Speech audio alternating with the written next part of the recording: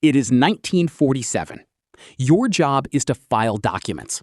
Most of them are boring. Tax records, military procurement forms, the occasional memo about bridge inspections. Then one day, a box arrives from Roswell, New Mexico. You were told to file it. You were told not to read it.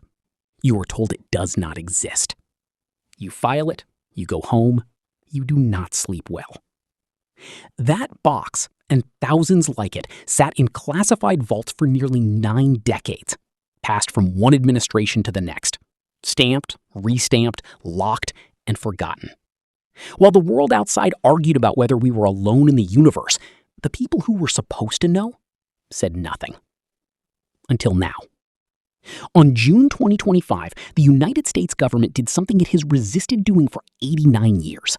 It released classified UFO files. Not a summary, not a press briefing with a spokesperson carefully choosing words. Actual documents. Actual data.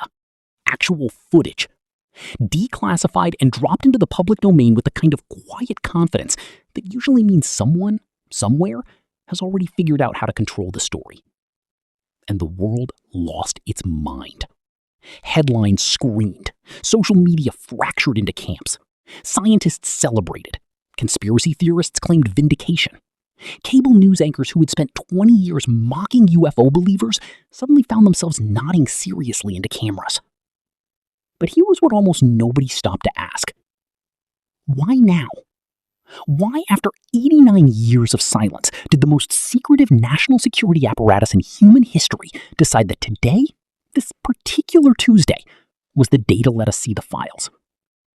That question, it turns out, is far more interesting than anything actually inside the document. Let us talk about what was actually in those files, because this is where the story gets genuinely strange.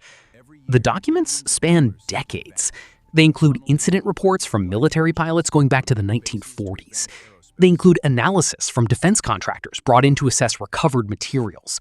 They include communications between intelligence agencies that, until now, were so compartmentalized that analysts in one program did not know the other programs existed. There are reports of objects tracked at speeds exceeding Mach 20. For context, the fastest operational aircraft the United States has ever publicly acknowledged, the SR-71 Blackbird, topped out at Mach 3.3. Mach 20 is roughly 15,000 miles per hour. At that speed, you could circle the Earth in under 2 hours.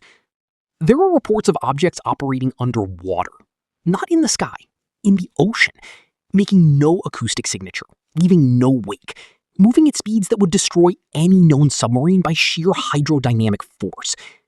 There are reports of encounters where the objects appeared to demonstrate awareness, where they seemed to respond to being observed, where their behavior changed in ways consistent with reaction to stimulus. Now, before we go any further, let us be very precise about what this means and what it does not mean.